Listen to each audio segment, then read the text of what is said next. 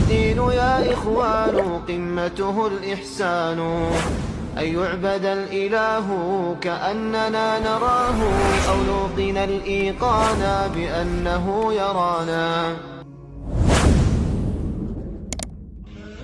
ውድ ምእመናን ዛሬ አንድን ታላቅ ስብዕና እናወሳለን።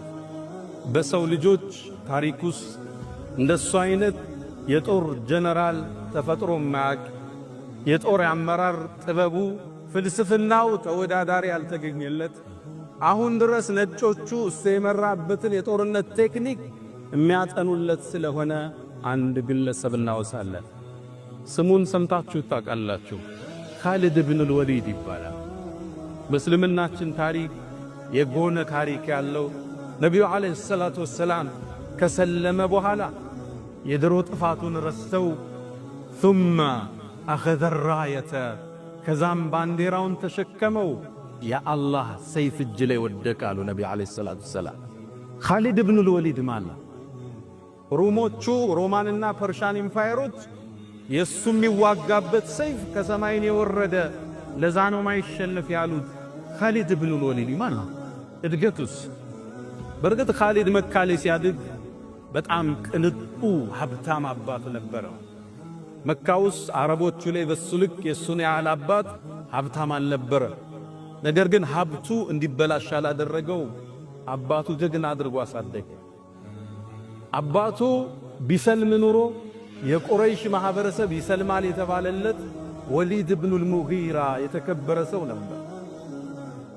ቁርአንም ላይ አላህ ሐቅ መጥቶለት በማስተባበሉ ኮንኖ ታሪኩን ጠቅሶታል። ዘርኒ ወመን ኸለቅቱ ወሒደን ያ ብቻውን ሲሆን የፈጠርኩትን እኔና እሱን ተወኝ ብሎ የዛተበት ነው አባቱ ማለት።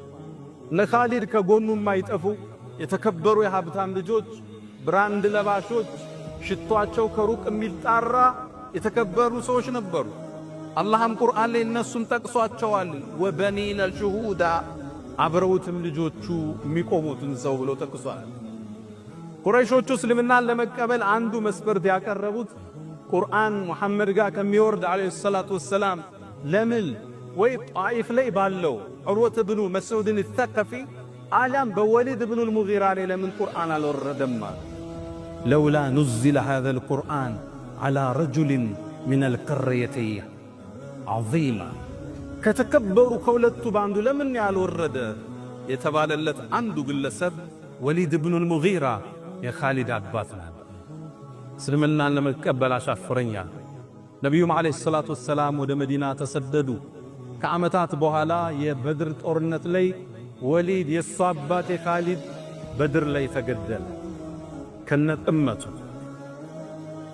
ኻሊድም አባቱ በመገደሉ እስልምናን ቶሎ መቀበል ወደ ኋላ ዳዳ ፍቃደኛ አይደለም። የኡሁድ ጦርነት መጣ። አቡ ሱፊያን ነበር መሪ ጀነራሉ። ኻሊድ 300 ወይም 700 ፈረሰኛ ይዞ ከኋላ ቆሞ ነበር ጀበል ሩማት የሚባለው ቦታ ላይ። ያኔም ጦርነቱ ሙስሊሙ እያሸነፈ ያለ ተራራውን ለቀው ሲወርዱ ኻሊድ ኢብኑ አልወሊድ ፈረሰኞችን ከጀርባ ይዞ ሄደና የጦርነቱን መልክ ቀየረው። በዚህ ጦርነት ሐምዛ የነቢዩ አጎት ተገደለ። 70 ሰሃቦች ሸሂድ ሆኑ። የነቢዩ ዓለይሂ ሰላቱ ወሰላም ጥርስም ተሰበረ፣ ራሳቸው ተፈነከተ። ከባድ ወቅት ነበር። ይሄን የጦርነት ቅመም የቀየረው የኻሊድ የጦርነት አመራር ነበር። ለዛ ነው አቡ ሱፊያን ከጦርነት በኋላ አልየውመ የውሙከ ያ ኻሊድ ዛሬ ቀኑ ያንተ ነው ያለው። አስገራሚ የጦር ጀነራል። ወደ እስልምና ይመጣ ዘንድ ነቢዩ ጠበቁት። እሱ መካ እሳቸው መዲና ሆኑ። ግን ደግሞ የተከበረ ሰው ነው። ሀብቱ ብሎም የአባቱ መሰዋት ቂም አስዞት ወደ ኋላ ሸሸ። ነቢዩ ዓለይሂ ሰላቱ ወሰላም 8ኛው ሂጅራ በተሰደዱ በ8ኛው ዓመት ስልሕ ሁደይቢያ 7ኛው ላይ ተደረገ። 8ኛው ላይ ዑምራ ሊያረጉ መካ መጡ። ለ3 ቀን መካን ገብተው ሊወጡ ነው የተፈራረሙ።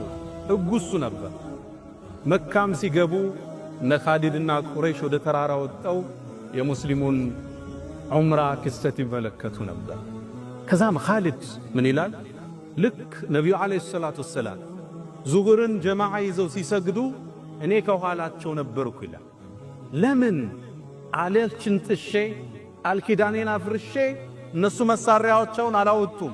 በዚህ ላይ ሽርጥን ያገለደሙት ዑምራ ላይ ናቸው። ለምን እርምጃ ወስድም አልኳል። ሊገል ሰሃቦችን ማለት ከዛም ዙሁር ይጨርሱና አሱር እገላቸዋለሁ አልኳል። ጦሩን ለአሱር አደራጅ ሕጉን ጥሶ ስምምነቱን አፍርሶ ክደትን ወስኖ አሱር ላይ ነቢዩ ዓለይሂ ሰላቱ ወሰላም አላህ ጠቆማቸውና አሰጋገዳቸውን ቀየሩ። ሶላቱል ኸውፍ የሚባል የጦርነት አሰጋገድ አለ። እሱ ሰገዱ። ሶላቱል ኸውፍ ማለት ኢማሙ 4 ረክዓ ያሰግዳል። ከፈሎቹ ከኋላ ሲጠብቁ ከፈሎ ይሰግዳል 2 ረክዓ። 2 ረክዓ ላይ አሰላምተው ሲመለሱ ሌሎቹ ይመጡና 2 ረክዓውን ጨርሰው ከኢማሙ ያሰላምታሉ። ከዛም ኻሊድ ምን አለ? ላጠቃው እንደሆነ እንዴት አወቀ? ይሄ ሰው ከሰማይ እርዳታ አለው ማለት ነው አልኳል። የመጀመሪያ እስልምና ውስጥ ይገባል። በዚህ ላይ ያለው ነብዩ አለይሂ ሰላቱ ወሰላም ዑምራ ጨርሰው መካ ሊለቁ ሲሉ የኻሊድን ወንድም ማገኝ ሰልሟል። እሱ ወሊድ ኢብኑል ወሊድ በአባቱ ስም ነው የተሰየመው።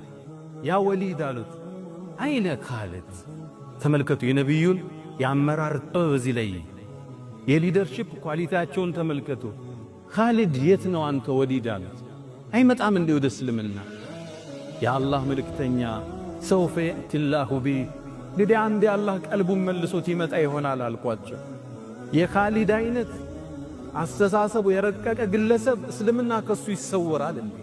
እስልምና እኮ የምጡቅ ሰዎች ሃይማኖት፣ እውነትና ሐቅን ለሚፈልጉ ሰዎች መረጃው የጠነከረ ዲልኮ ከኻሊድ ይሰወራል እንዴ? ከዛም አስከተሉና የኻሊድን ልብ የሚነካ መልእክት ሰጡት። አይ ኻሊድ ምን ነው ይሄን የጦርነት ችሎታውን እኛ ጋር ሆኖ ጠላት ላይ ቢያረገው ምን ነበር? ቢመጣልን ኑሮ ከሌላው በፊት እናስቀድመው ነበር፣ ስልጣን ምን ሰጠዋለን አሉ ነብዩ አለይሂ ሰላቱ ሰላም። ወሊድ ወንድሙ ይህን ሲሰማ በነብዩ አፍ መሰማቱ የኻሊድ ስም ደስ ኻሊድን ፈለገው አላገኘም። መካን በሶስተኛው ቀን ለቀው መውጣት ነበረባቸው። መካን ለቀው ሲወጡ ደብዳቤ ጻፈለት። አንተ ኻሊድ ሆይ ዛሬ ነብዩ አንተን ስም አነሱ፣ ስላንተም እንዲህ ብለው አሉ የሚል ደብዳቤ ላከለት። ኻሊድ ደብዳቤውን ሲያነበው በጣም ተደሰተ። ነብዩ የኔን ስም አነሱ? አዎ። እኔን አስተሳሰቡ የመጠቀ ነው አሉን? አዎ። በህድላቸውም ከፍ ያረጉኛል አያወርዱኝ መጨረሻ ነው የመጣ ብለው ካሁን በፊት ሰሃባ ገላል ብለው ገሸች ያረጉኝ? አዎ። ልቡ ተለካ። የነብዩ ንግግር ማረከው። ከዛም ይላል ኻሊድ ምን ይላል? ቤት የገባውና ማሰላሰል ጀመረ ስለ እስልምና ስላሳለፈው ጉዞ። መጨረሻ ተኛው ይላል። በህልሜ አንድን ህልም ተመለከተ። ያየው ህልም መሰላችሁ? ጠባብ ጨለማ መሬት ላይ ቁጭ ብሎ የዱር እንስሳ የበዛበት መሬት ላይ ከዛ ጠባብ ጨለማ የዱር እንስሳ ከበዛበት ቦታ ወጦ ብርሃናማ አረንጓዴ መስክ ወደ በዛበት ሰፊ መስክ ሲወጣይ ተነሳ። ህልሙን አስተረጎመው። አንተማ ካለህበት የሽርክ አስተሳሰብ ወደ እስልምና ልትገባ ነው። ወሰነ ሊሰልም ወደ መዲናማ ቀና ወደ ነብዩ አለይሂ ሰላቱ ወሰላም። መንገድ ላይ አንድን ጓደኛው አገኘ ይዞ ሄደ። ሌላም መዲና መዳረሻ ላይ አምር ኢብኑል አስ የሚባል ታዋቂ በአረቦቹ ታሪክ እንደሱ ስትራቴጂክ የለም የሚባል ሰው አለ። አብረው መዲና ገቡ። ነብዩ አለይሂ ሰላቱ ወሰላም ልክ ሶስቱ ሲያዩዋቸው ፈተሐለል ፊታቸው ፍድቅ አለ። ለሰላ ኻሊድን የመሰለ ጀነራል እጃቸው ማስገባ። ከዛም ምን አሉ? ለቀድ አልቀት መከቱ ቢፈለዛቲ አክባዲሃ። መካኮ ዋና የአብራኳን ክፋይ ተፋቻቸዋል። ኻሊድን አዩት። ላያቸው ከበደኛል። ሰሃቦችን በመግደል ላይ ተሳትፈዋል። እንዴት ይቀበሉኝ ይሆን? አንገቴን ድፍት አረው። ከዛም ነብዩ አለይሂ ሰላቱ ወሰላም ፊት ቆንኩና የአላህ መልእክተኛ ከአላህ ውጭ የሚገዙት ጌታ እንደሌለ አንተም መልእክተኛው መሆንህን እመሰክራለሁ አልኳቸው። ነብዩ መጡና አቀፍ አረጉኛል ሰለላሁ ዐለይሂ ወሰለም። ፍቅር መስጠት የሚችሉ አመራር የሚችሉ ነብይ ናቸው። ሰው አቧራውን አርግፎ ሲመጣ እንደ አዲስ የሚቀበሉ አመራር ናቸው። ከዛም ያዛቸውና ያ አላህ መልእክተኛ አለ እኔን አላህ ያሳለፍኩትን ይምረኛል እንዴ አላቸው። ለሰሃቦች መገደሉ እሱ ሰበብ ነበር። ያ ኻሊድ አታቅም እንዴ አሉት። እስልምና ወደ በሩ ስትገባ ያለፈውን ወንጀል እንደሚጠርግ አታቅም እንዴ አለ። እሳለፈ አለ ከመስጂዱ ወጣ። እስልምናው አማ እሱ በሰለመ በተወሰነ ጊዜያት ውስጥ ነብዩ አለይሂ ሰላቱ ወሰላም ከሩሞቹ ጋር አንድ ፍልሚያ ገጠማቸው። እሳቸው የአረቡን ዓለም እያደራጁ ነበር። የውጭ ግን ሮማን ኢምፓየር እሳቸው ላይ ጥቃት ፈጸመ። አንድ ደብዳቤ አስዘው አንድ ሰሃባ ልከው ነበር። አምባሳደር ነው የላኩት። እነዛ ግን ተቀብለው ገደሉት። በዓለም ታሪክ ውስጥ አምባሳደር አይገደልም። ሁለት አገር ጦርነት ሊያውጁ ከፈለጉ አምባሳደሮቻቸው ነው የሚጠሩ። አምባሳደር አይገደልም። ገደሉት። ነብዩ ተበሳጩ። ጦር አሰለፉ። 3000 ጦር አደራጁት። ጦሩ 3 መመሪያ ሰጡ። ዘይድ ኢብኑ አልሐሪሳ ሰሃባ ነው። እሱ ከተገደለ ባንዲራውን አመራሩን ለጃዕፈር ስጡት አሉ። ታጎታቸው ልጅ ጃዕፈር ኢብኑ አቢ ጣሊብ እሱ ከተገደለ ለአብደላህ ኢብኑ ረዋሃ ስጡት ብለው ጦርነቱ ይሻል። ጦርነቱ ከባድ ነበር። ሙእታህ ሊባል ቦታ ላይ ደረሰ። እነዛ ልብ በሉ 200,000 ጦር ይዘው መጡ። ሙስሊሞቹ 3000 ናቸው። አንድ ሰው 70 ሰው አካባቢ ነው የሚገጥመው ማለት ነው። ግን የታገሉት በሰይፍ አልነበረም፣ በኢማናቸው ዘመቱ። ፍልሚያው ተጀመረ። ዘይድ ባንዲራው የያዘው መጀመሪያ ተገደለ። ከዛም ቆይቶ ጃዕፈር ተገደለ። ጃዕፈር ባንዲራውን ይዞ ነበር። እጁን ቆረጡት። በግራ እጁ ያዘው፣ ግራ እጁን ቆረጡት። በሁለቱ በተቆረጠው እጁን ያዙት፣ አንገቱን ቆረጡት። ከጃዕፈር በኋላ አብደላህ ኢብኑ ረዋሃ ባንዲራውን አነሳ፣ እሱም ተገደለ። መጨረሻ ላይ ሰሃቦቹ ማን ይምራው ያን ጦርነት? ከኻሊድ የተሻለ ጀነራል የለም። ከሰሃቦቹ ውስጥ አንዱ ባንዲራውን አነሳና ወደ ኻሊድ ይዞ ተደ። ኻሊድ ያስኩት ላንተ ነው፣ ዛሬ ይህን ጦርነት ታደገዋል። ያኔ የጦርነት ስትራቴጂውን መሬት ላይ አወረደ። ነቢዩ አለይሂ ሰላቱ ወሰላም እሳቸው ሰራዊቱን ልከዋል። መዲና ላይ ቆመው የጦርነቱን ክስተት ለሰሃቦች ይነግሯቸው ነበር። ጦርነቱ ተጀመረ። ፍልሚያው ጦፈ። መጀመሪያ ዘይድ ተገደላኑና እንባቸው መጣ ነብዩ አለይሂ ሰላቱ። ከዛም ባንዲራውን ጃዕፈር አነሳው፣ ጃዕፈርም ተሰዋ። ከዛም ባንዲራውን አብደላህ ኢብኑ ረዋሃ አነሳው፣ እሱም ተሰዋ። ከዛ አስከትለው ከዛም ባንዲራው የአላህ ሰይፍ ላይ ወደቃል ነብዩ አለይሂ ሰላቱ። ኻሊድ ያን ጦርነት እንዴት ይቋጨው? ልክ ሌሊቱ ሲለያቸው በሌሊት አይዋጉም፣ መብራት ስለሌለው ሰራዊቱን እንደ አዲስ ዲዛይን አረገ። ቀኝ የነበሩትን በግራ፣ ከፊት የነበሩትን ከኋላ አደረገ፣ ከኋላ የነበሩትን ከፊት አደረገ። ከዛም ፈረሰኞቹን ከተራራው ጀርባ አደረጋቸውና ሲነጋ አቧራ ያጎናችሁ ተክቢራ እያረጋችሁ ነው አለ። ሌሊቱን ከመዲና በኩል ጦር እንደተላከልን ይምሰላቸዋል። ልክ ሲነጋ ሩሞቹ ሲያዩት ማዕቁት ሰልፊ ፊቶች ተለዩባቸው። ቀኝ ያለው ግራ፣ ፊት ያለው አለ። አሃ ዛሬ ሌሊት መሐመድ ሰራዊት ጨምሯቸዋል። ከዛም ተክቢራ ያረጋ አቧራ ያነሱ ሰራዊቱ ገባ።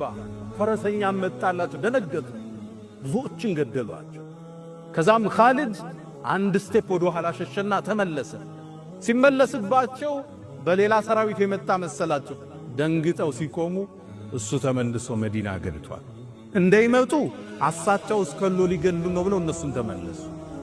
በዚህ ሲስተም ጦሩ ሙሉ ለሙሉ ሳያልቅ ወደ ነብዩ ይዞት ተመለሰ ኻሊድ ረዲየላሁ ተዓላ። ያኔ ሰሃቦቹ ሽንፈት ስለማያውቁ እንዴት ትሸሻላችሁ ከጀነት አንቱም ፉራር ፈሪዎች ሸሾች አሏቸው። ነብዩ ተቀበሉ። በል አንቱሙል ቁራ ገና ተመልሳችሁ ታጠቋላችሁ አለ ነብዩ አለይሂ ሰላም። ኻሊድ ኢብኑ አልወሊድ የመጀመሪያ ታሪኩ ጥቁር ደብዛዛ ነበር። በሰሃቦቹ መሞት ተጠያቂ ነበር። አሁን ደግሞ የእስልምና ጋሻ የእስልምና ባንዲራ እንጂ የአላህ ሰይፍ ሆኖ ቀጠለ። ኻሊድ ኢብኑ አልወሊድ ከዛም በኋላ በርካታ ጦርነቶችን መርቷል። የጦርነት አሰላለፉ በታሪክ ተደግሞ ያቅም እሱን የሚመስል አልመጣም ይላሉ አውሮፓውያኖቹ።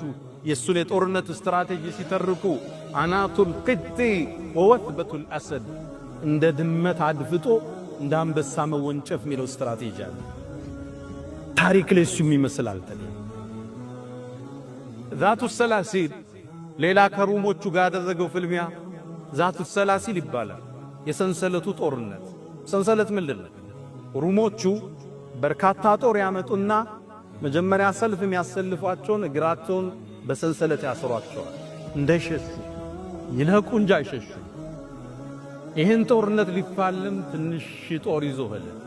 እነሱ በርካታ 100 ሺህ ጦር ይዘው መጡ። እንዴት ያሸልፋቸው? ኻሊድ እዚህ ቦታ እንገናኝ ያላቸው ሩሞቹ እዛ ቦታ ሲገኙ ቦታ ቀየረ። እነሱ ቀድመው ተገንተው ጉድጓድ ቆፈሩ፣ ሰንሰላታቸውን አሰሩ፣ ውሃቸውን አዘጋጁ። ምግባቸውን ሲያዘጋጅ ቦታ ቀየረባቸው። ኻሊድ ቀየረ ሲባል ምግባቸውን አንስተው ጉድጓድ ደፍነው ተከተሉ። ሄደው ቀደቡትና ቆፈሩ፣ ሰንሰለት አሰሩ። ልክ ይህን ሲያደርጉ ቦታ ቀየረባቸው። ሶስተኛ ደከሙ፣ አደከማቸው። መጀመሪያ ጉድጓድ ይቆፍራሉ፣ ጉድጓድ ይደፍናሉ፣ ዕቃ ይሸከማሉ፣ ዕቃ ያወርዳሉ። መጨረሻ እንደደከሙ ሲያቅ ሰራዊቱ ፊት ለፊት ተገናኛቸው። በአረቦቹ ፍልሚያ ሙባረዛም ይባላል። ሁለት ጀነራሎች ፊት ለፊት ወጥተው ይላተማሉ። ያሸነፈው የጦርነቱን ቃና ይወስነዋል።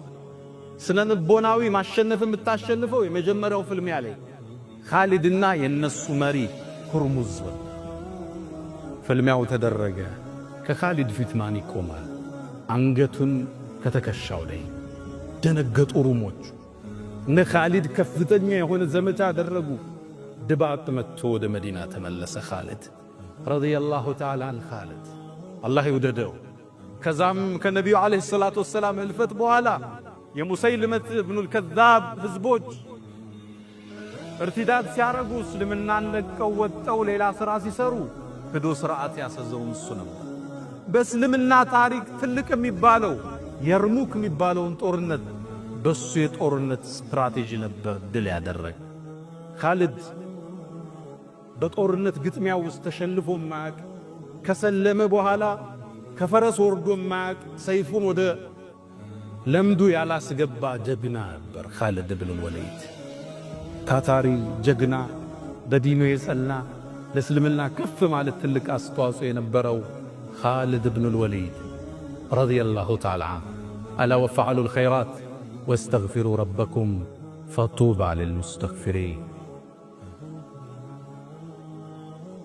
الحمد لله على إحسانه والشكر له على تفضله وامتنانه ولا إله إلا الله تعظيما لشانه وصلى الله وسلم وبارك على رسوله وإخوانه. أما بعد، የጦርነት ጀግና የትልቅ ጀነራል አሟሟቱ ግን ጦርነት ላይ አልነበረ። አመመውና የሕክምና ፍራሽ ላይ ተኛ። ከዛም ሞት ሊመጣበት እንደሆነ አሳወቀው አላህ። ከዛም አንድ ቃል አለ፣ ይገርማል አለ። እኔ በአላህ መንገድ እንድሰዋ ደክም ያለው ተፋልም ያለው በርካታ ጦርነትን መርጫለሁ። ከአረብ ውጭ ከሆኑትም ጋር ከሰውነቴ ይላል 4 ስንዝር እንኳን ብትፈልጉ ጦር ይወጋል፣ ሰይፍ የቀደደኝ ቢሆን እጅ ቦታ አጣለ። ታዲያ አሁን ፍራሽ ላይ ልሞት ነው አለ። እዛም አንድን ቃል አለ፣ ላናመት አዕየኑል ጁበና፣ የፈሪ አይን እንቅልፍ ትጣል። የሰው ልጅ መጋፈጥ አይገለው፣ መሸሸት ደግሞ ከሞት አያስመልጠው። ይሄው እኔ እዛ ሁሉ ሰዓት ወጥቼ ፍራሽ ላይ ተሰዋው ብለው አለ ኻሊድ። ኻሊድም ሩሑ ወደ ጌታው ተመለሰች። የሱ ሞት ሲሰማ ለዓለም ሕዝብ አስደንጋጭ ዜና ነበር። ለሩሞቹም ለፐርሻዎቹም አስደንጋጭ ዜና ነበር። እነ ዑመር ኢብኑል ኸጣብ እነ ኻሊድ ሻም ኺምስ አካባቢ ነው የሞተው። መዲና ሲሰሙ ዜናውን መሸከም አልቻሉ። ምእመናን በእንባ ተራቸው፣ ኻሊድን ናፈቁት። ሴቶቹ ሲያለቅሱ ድሮ ቢሆን ኖሮ ሰይድና ዑመር ዝም በሉ ሚሉት አላ ሚስሊ ኻሊድ ፈልተብኪል በዋኪ፣ ለኻሊድ አይነቱ ሰውማ አልቃሶች ያልጦሽ እንጂ አለ ሰይድና ዑመር። ኻሊድም ወደ ጌታው ወደ አላህ ቀና። በርግጥ ኻሊድ አሻራዎችን ትቶ አልፏል። የመጀመሪያው ከኻሊድ የምንማረው ትምህርት አንድ ሰው የመጀመሪያ ታሪኩ የመነሻ ህይወት ጉዞ ጥቁር ሊሆን ይችላል። ከተወበተ ከተመለሰ ወደ አላህ ከቀረበ በዚህ ልክ ደረጃው ከፍ እንደሚል ከኻሊድ ታሪክ እንማራለን። የመጀመሪያ ታሪኩ ጥቁር ደብዛዛ ነው፣ ፍጻሜው ግን ያማረ ያሸበረቀ ይሄው ዛሬ በዚህ መድረክ ላይ በክብር እናነሳዋለን። መነሻችን እንዳያሳስበን፣ ወንጀላችን ወደ ኋላ እንዳይጎተን፣ አዛኝና ባሮቹን አፍቃሪ ጌታ አለ። ከተመለስን ከተወበትን ሊቀበለን ሊምረን ከፍ ሊያረገን አላህ ዝግጁ ነው። ይህም ታሪክ የሚያስተምረን እሱ ነቢዩ ዓለይሂ ሰላቱ ወሰላም ቡኻሪ ላይ እንደተጠቀሰው ሐኪም ብን ሒዛም መጣ፣ እስልምናን ተቀበለ። የአላህ መልእክተኛ አላቸው፣ እኔ ሙስሊም ሳልሆን የሰራዋቸው መልካም ሥራዎች፣ የቀጠልኩት ዝምድና፣ የሰጠሁት ሶደቃ፣ ያደረግኩት መልካም ነገር ምን ቦታ ላይ ይቀመጣል አላፊ። ነቢዩ አንድ ቃል አሉት፣ አስለምት አላማ አስለፍተ ሚን ኸይር። አንተ እኮ ወደ ጥሩ ዲን መጣል፣ ያንም ወደ መዝገብ ይመለሳል አሉ ነቢዩ ዓለይሂ ሰላቱ ወሰላም። እስልምና ሰዎቹን እንዲሰልሙ ትልቅ ጥሪ ነው የሚያደርገው። ሙስሊም ሳይሆኑ የሰሩትን መልካም ሥራ ከሰለሙ አላህ ይጽፍላቸዋል። እንደገና ያሰሩት መንገድ፣ የረዱት ጎረቤት፣ ያሳከሙት በሽተኛ ካለ ሙስሊም ሳይሆኑ እስልምና ላይ ሲመጡ አላህ ወደ ሐሰናት ይቀየርላቸዋል። እስልምና በሩ ሰፊ፣ ጥሪው ትልቅ ነው። የአላህን ጥበብም እዚህ ውስጥ ታያለ። ይኽሪጁል ሐይ ሚነል መይት። ወሊድ ብኑል ሙጊራ ከሚባል የእስልምና ጠላት ውስጥ ፈንጥቆ ኻሊድ የሚባል የእስልምናን አይነታ የአላህን ሰይፍ ያወጣ ጌታ ነው አላህ ማለት። አንዳንድ የእስልምናን ለማጥፋት የሚጥሩ ሰዎች ዘሮቻቸውን አላህ ለውጦ ሊያሳየን ይችላል። ብዙ እያየን ነው። የሚሰልሙ ሰዎች እስልምና ላይ የሚሰሩት ሥራ ምን ያህል ጀብዱ እንዳለው እየተመለከተ። ሁለተኛ ከኻሊድ ውስጥ የምንማረው ሰይድና ዑመር ብን ኸጣብ ልክ አቡበክር አልፈው እሳቸው አሚር ሲሆኑ የርሙክ ዘመቻ ላይ ኻሊድን አመራሩን በአቡ ዑበይዳ ቀየሩት። ኻሊድን ምክትል አረጉት። ኻሊድ ምክትል ሲደረግ ሰራዊቱ ደነገጠ። ኻሊድን እንዴት ዑመር ምክትል ያረጋል? ዑመር ኻሊድ ጋር ምን ቅሬታ አለው? ሰይድና ዑመር አንድ ቃል አለ፣ እኔ ኻሊድን ጠልቼው ወይም ተቀይሜው አይደለም፣ ነገር ግን ሰራዊቱ በአጠቃላይ ኻሊድ ካለ አንሸነፍም እያለ አላህ ለኻሊድ እንደይተዋቸው ስለፈራው ነው አሉ ሰይድና ዑመር። ድል የሚመጣው ከአላህ ነው በኻሊድ አይደል። ወመን ነስሩ ኢላ ሚን ኢንዲላህ። ሰዎቹ ኻሊድ ጋር ተደገፉ። የጠላት ጦር የሚያወራው ወሬ ከሰማይ ሰይፍ ወርዶለት በዛ ስለሚዋጋን ነው የሚያሸንፍ ይሉ ነበር። ከሩሞቹ ጀነራል ውስጥ አንዱ የሰለመው ኻሊድን አገኘው።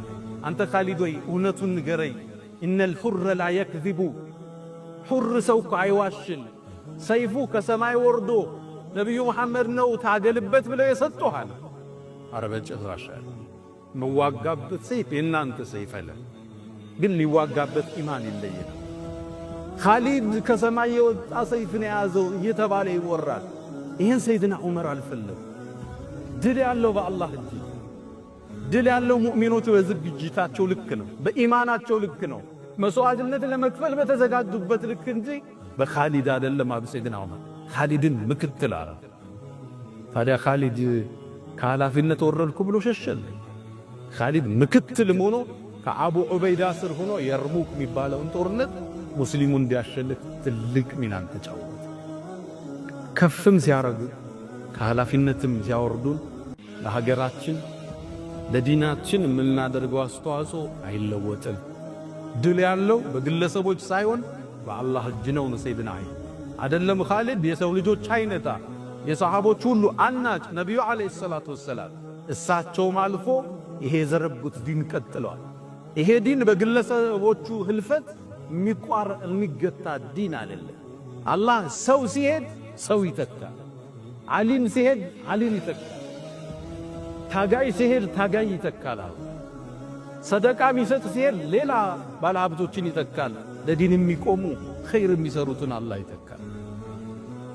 ሶስተኛና የማሳረጊያው ኻሊድ ከሰለመ በኋላ ከፈረስ አወረደ።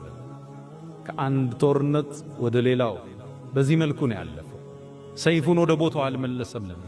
እኛም እስልምና የምናደርገው ጉዞ ብዕረኞች ብዕራችሁ እንዳትመልሱት። ቲክቶከሮች ቲክቶካችሁን ተጠቀሙበት። ዩቲዩበሮች፣ ባለሀብቶች ሁላችንም ከፈረሳችን አንውረድ፣ ከኃላፊነታችን አንሸሽ። ለዲኒ ምን አስተዋጽኦ አደረግን? ካለፍክ በኋላ በምን ነው የምንወሳ ብለን አሻራችን አድምቀን አሳልፈን እንሄድ ዘንድ ኻሊድ ለኛ ትልቅ ምስክር ነው። ኻሊድን አላህ ይውደደው። ነቢዩ ዓለይሂ ሰላቱ ወሰላም በእኛንም አላህ ጀነት ይሰብስበል።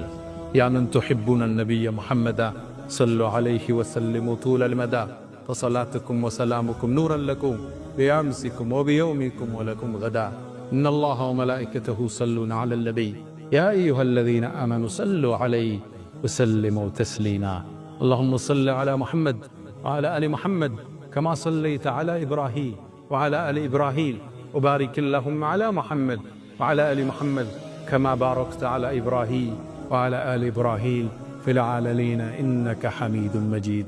اللهم أعز الإسلام والمسلمين وأذل الشرك والمشركين. اللهم ألف بين قلوبنا، اللهم وحد صفوفنا وألف بين قلوبنا. اللهم إنا نعوذ بك من زوال نعمتك وتحول عافيتك وفجاءة نقمتك وجميع سخطك يا أرحم الراحمين. اللهم إنا نعوذ بك من جهد البلاء ودرك الشقاء وسوء القضاء وشماتة الأعداء يا أرحم الراحمين. اللهم إنا نسألك العفو والعافية والمعافاة الدائمة في الدين والدنيا والآخرة. اللهم ربنا آتنا في الدنيا حسنة وفي الآخرة حسنة وقنا عذاب النار. اللهم حبب إلينا الإيمان وزينه في قلوبنا وكره إلينا الكفر والفسوق والعصيان وجعلنا من الراشدين. ألا فأقم الصلاة.